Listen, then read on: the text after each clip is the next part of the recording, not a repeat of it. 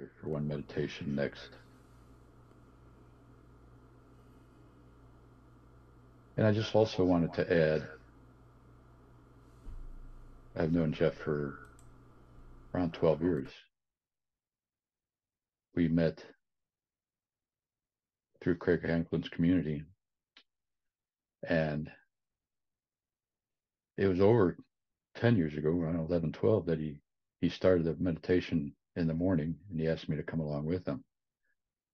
And we've been doing that ever since.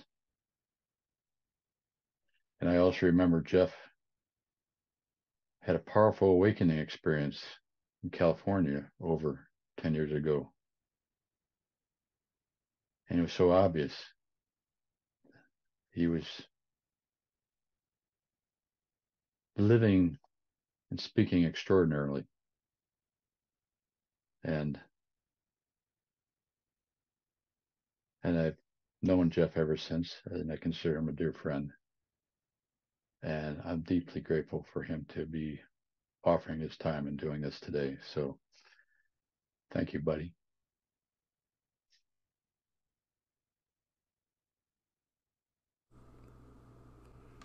Well, thanks so much, Rick, for that really gracious introduction. I'm humbled and honored to be here to call you a dear friend, Joanna, a dear friend, Manon, Desjardins, who couldn't be here, and of course all of our community. It's really an honor and a privilege to be able to present these teachings today. These teachings are hopeful, and I believe that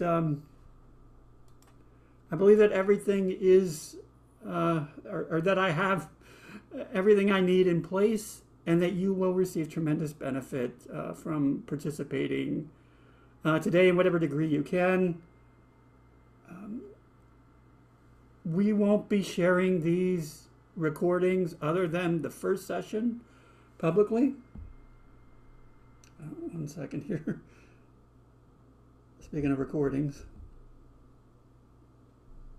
Okay, I guess I'm already recording, so cool. Maybe not. Okay, so we won't be sharing these sessions publicly. And the reason for that is because Mahamudra is traditionally taught in closed groups. And in fact, in the tradition itself, it's very, it was a sort of secret practice that those who were lucky and fortunate enough to receive these teachings really had a sort of one-on-one interaction with their meditation teacher.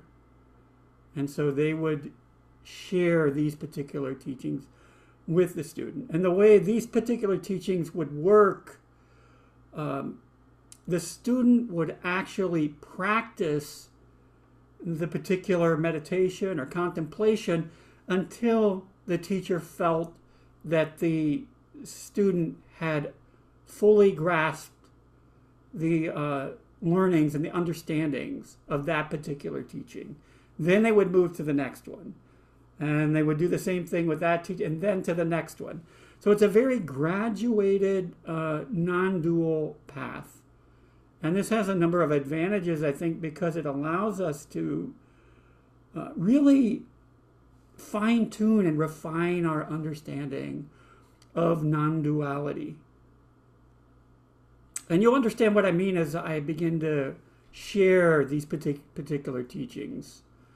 But before I go any further, I did just want to offer some suggestions around how we might want to approach today's session. So the first thing I'll say is that we really want to make space for this opportunity. This is truly a precious opportunity, a once-in-a-lifetime opportunity, because I do not plan on teaching these, or this cycle of teachings outside of the closed Buddhist environment ever again.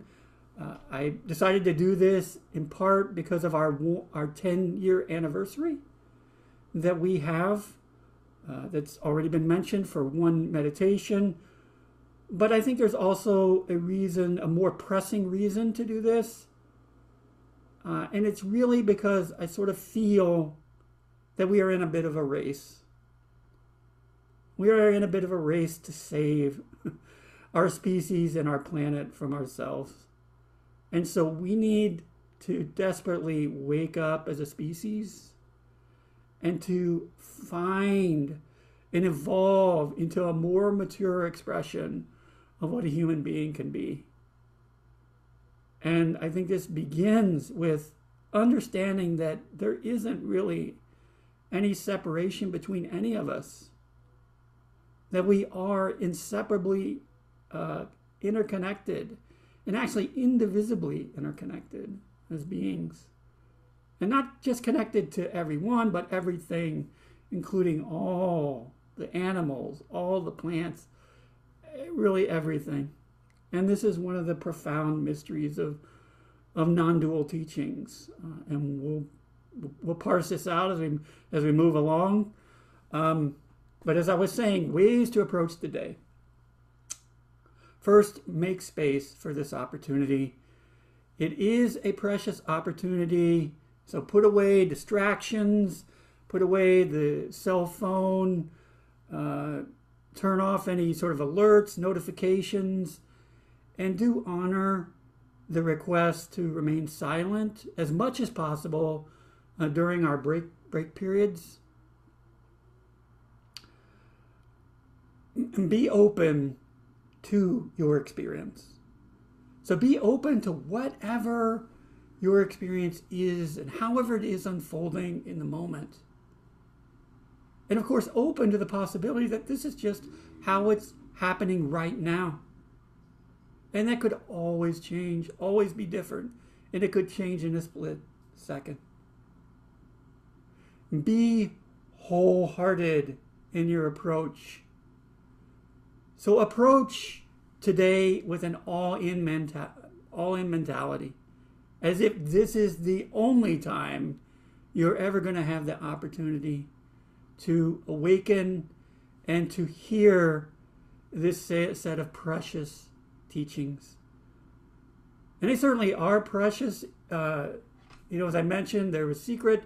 But one of the things I have mentioned before but didn't mention as of yet is the fact that traditionally, to receive these teachings in a traditional Tibetan Buddhist context, you would have to spend probably around 10 years of rigorous practice going through what are called the ordinary preliminary practices, and then the extraordinary preliminary practices. And then only if your teacher felt you were ready would you receive these Mahamudra teachings.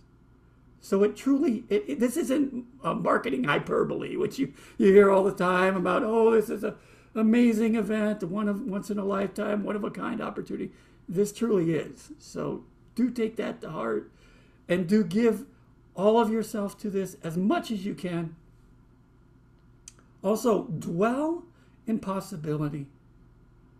Let go of any and all of your limiting beliefs about what you think is possible in this short time frame of 5 hours. I know it's easy to come into something like this and say, oh, it's free and it's only 5 hours. What can possibly happen in 5 hours? I would advise you to let go of that and be open to the possibility of a genuine miracle. That you can, to whatever degree, have a recognition of non-dual oneness, or if you are someone who already recognizes non-dual oneness, then you can begin to really have a stable recognition of that. So it's not just something that shows up occasionally in your meditation, but it's something that actually begins to live inside you, so that as you move through your day, you become more an expression of care, of unconditional care and love, of divine wisdom, of courage, of equanimity, right? What could be more important in this time, this particular time in our culture and our planet, when the world seems to be careening into chaos, to have the ability to remain in a place of deep equanimity so that you're not tossed all about by what's happening within you and what's happening around you. And finally, I would say take advantage of this group space, this container that's been created here. One of the reasons I feel comfortable sharing these teachings here is because a number of us have a deep, non-dual background. So, and we've done a lot of practice in this space. So I feel that the space itself supports this type of offering. And so I would advise you to really allow the energy, the energetic quality of this space to lift you up, to support your own individual meditation practice, and for your own individual practice to support the group energy.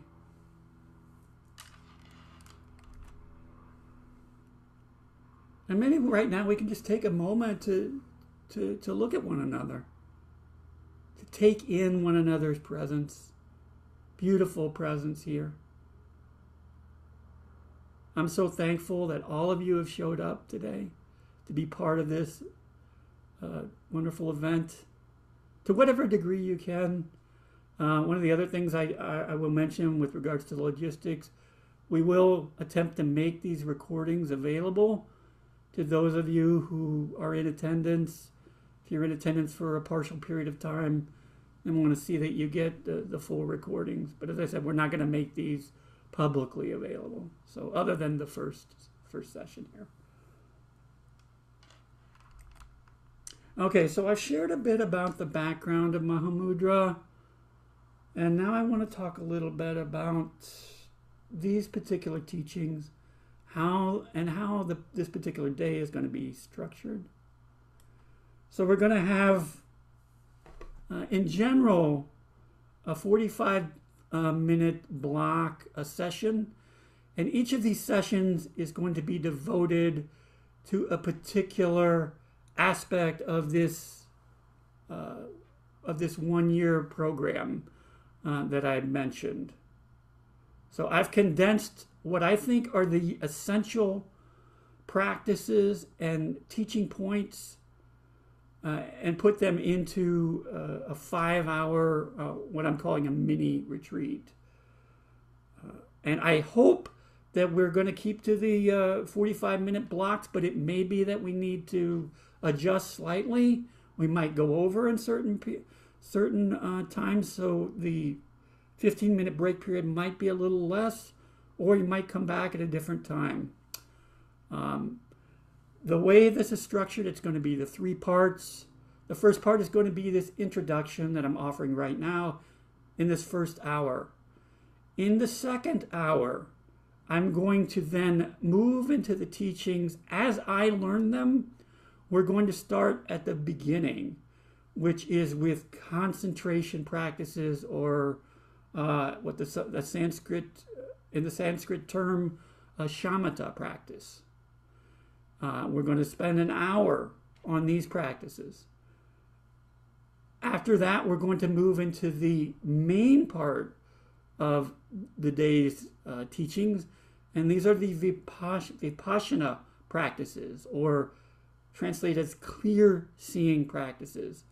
These are a series of contemplation meditation exercises designed to help us recognize this nature, this non-dual oneness, the nature of mind, as it's often called in Mahamudra, ordinary mind, Buddha nature. There's all these synonymous terms. I'll be using a range of them. But one thing I do want to mention here is that I put this program together specifically with the intention of trying to minimize Buddha's vernacular and terminology. So you shouldn't need a lot of Buddhist background in order to immensely benefit from what I'm going to be sharing today. I'm trying to speak it in a way and share it and articulate it in a way that is as plain of language as possible and as free of some of the Buddhist concepts and Buddhist terminology as possible. I'll be referencing a few of these terms, but you can rest assured it's not going to be, you're not going to need a dictionary or glossary in order to understand what I'm talking about. Okay, so as I was talking about the parts of this particular day and how it's going to unfold, in the third session, there'll be the opportunity for a 20-minute Q&A sharing session where you can ask questions and clarify your understanding, where you can also share a bit about your own experience. So now, as I mentioned, Mahamudra is a non-dual path. It's one of the two non-dual paths within the Tibetan Buddhist lineage of teachings. The other is the path of Dzogchen. Dzogchen and Mahamudra are basically synonymous. There are a few minor differences. The teachings are different, and some of the ways that the paths are constructed are different. I would say that Dzogchen is probably a more direct path, while Mahamudra is a more graduated, a gradual path. And this is the path I know the best, so this is the one I'm going to share.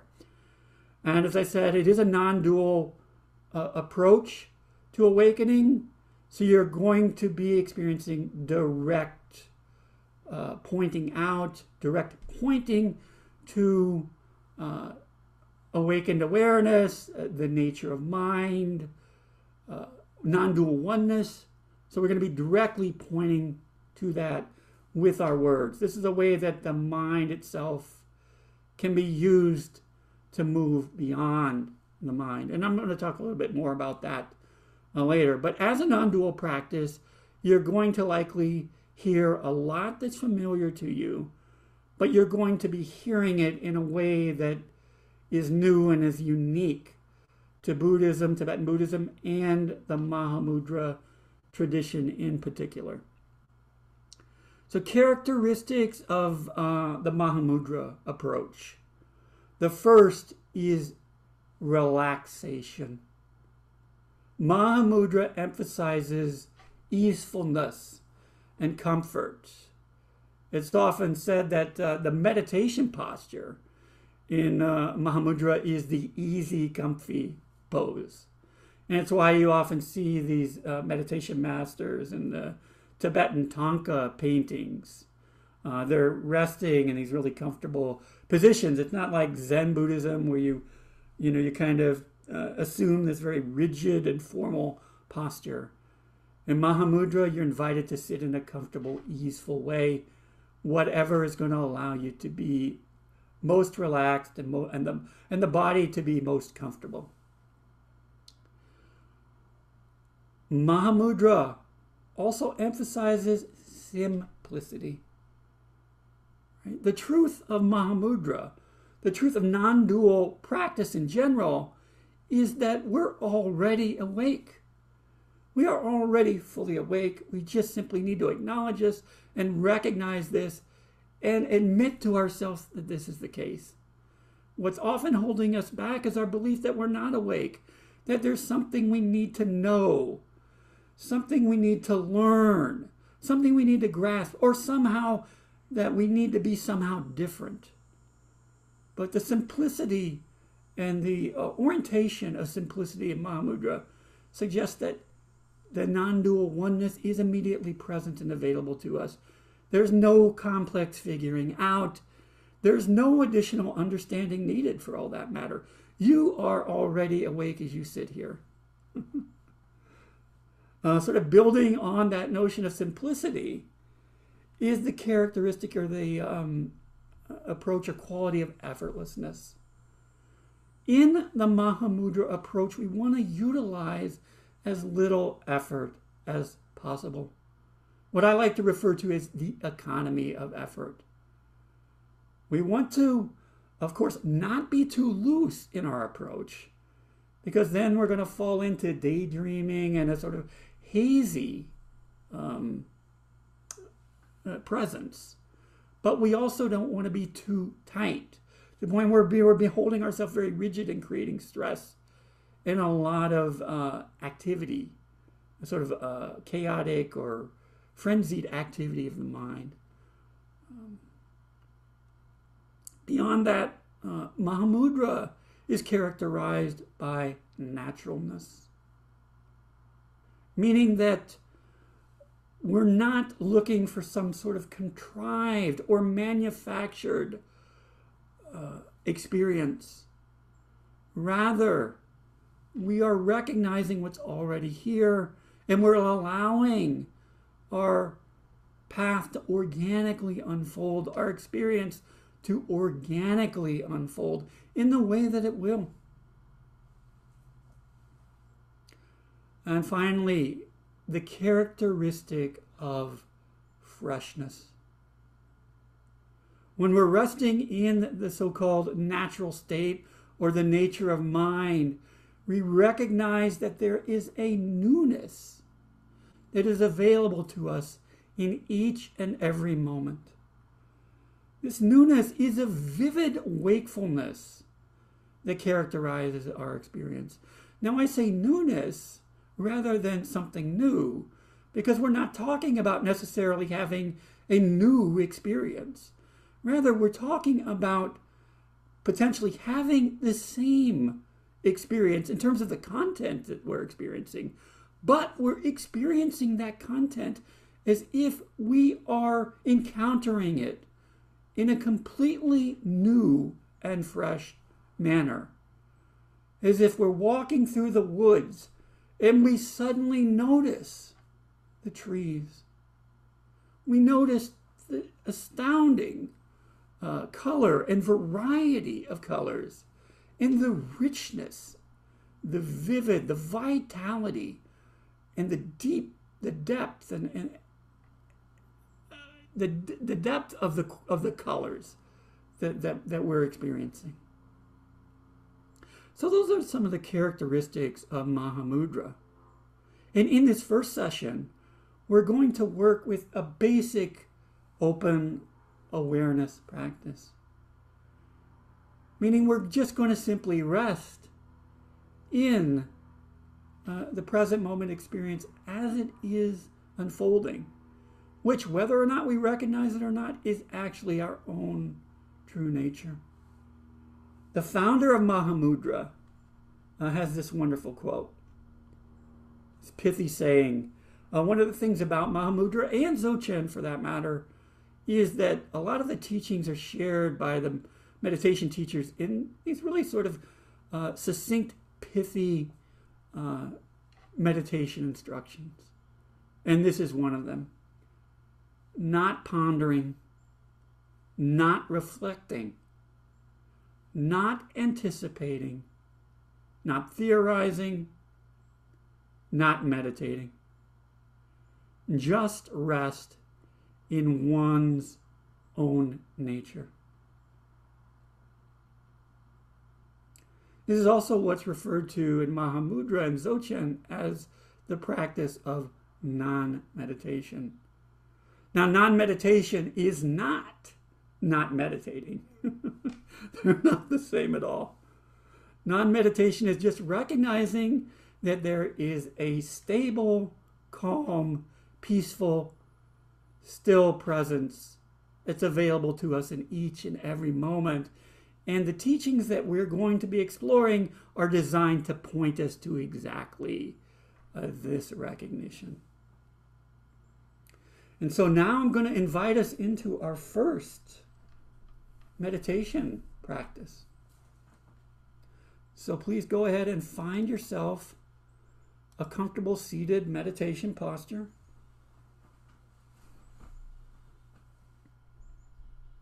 Whatever that looks like for you today and in this moment.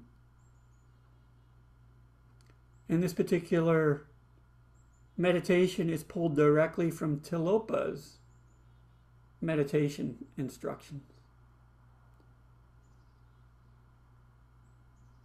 And we're just going to begin with what are referred to as cleansing breaths.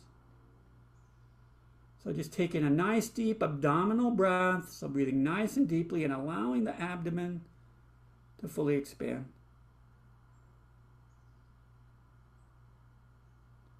And then breathing out with a slow, steady exhale of the breath. Releasing any tension or tightness present in your body. And once again, deep breath in.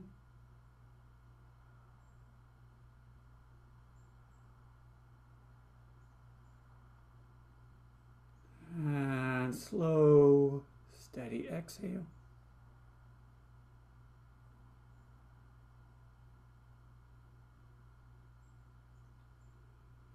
And one more time, deep breath in.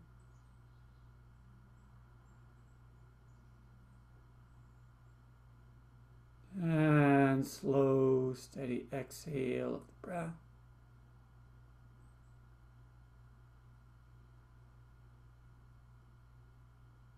And now just allow the breath to return to a natural rhythm.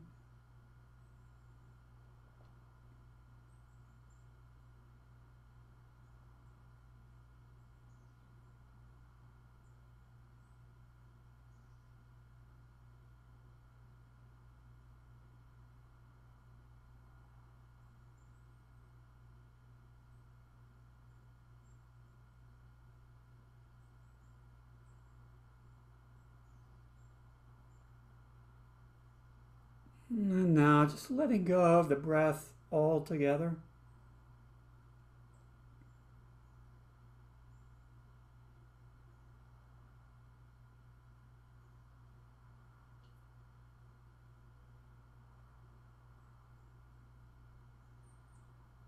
First instruction: don't recall.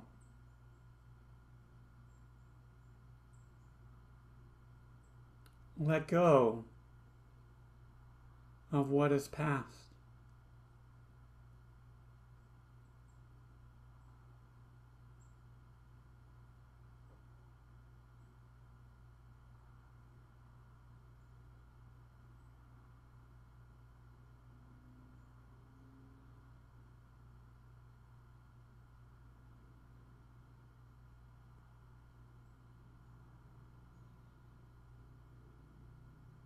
Don't imagine.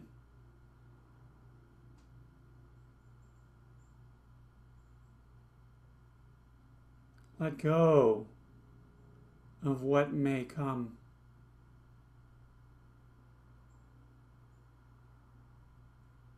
Any expectations about the future. Any planning that might be going on. Just let it all go.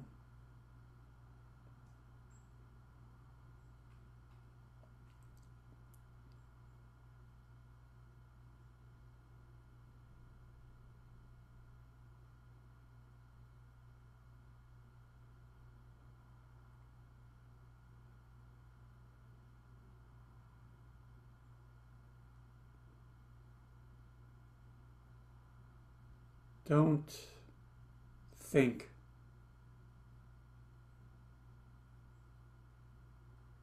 Let go even of what is happening right now.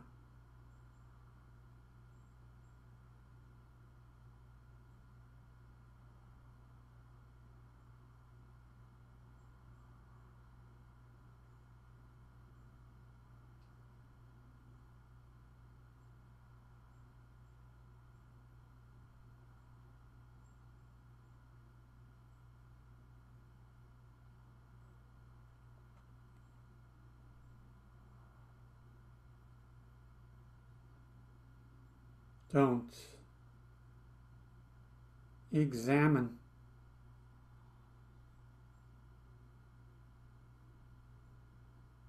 Don't try to figure anything out.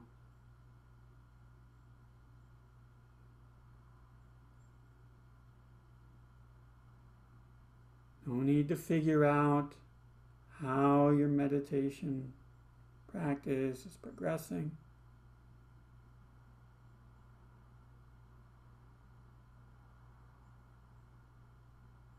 No need to think deeply about these instructions.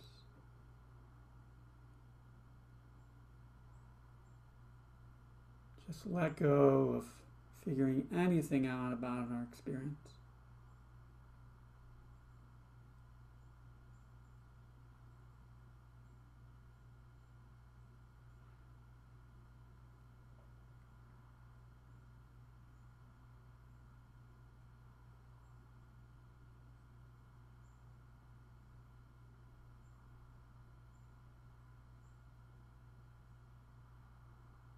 Don't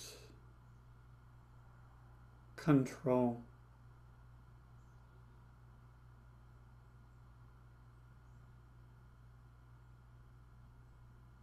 Don't try to make anything happen.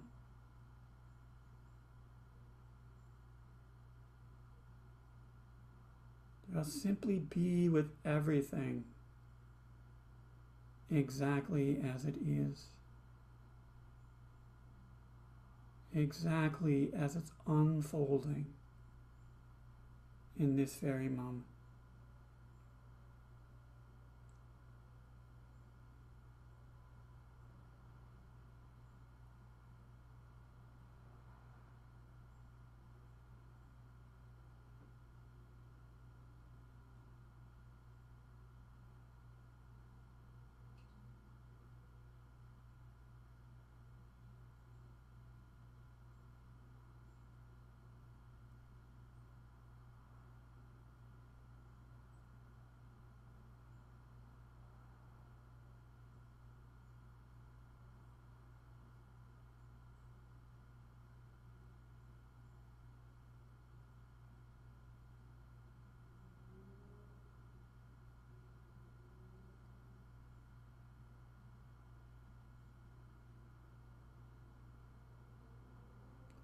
Rest.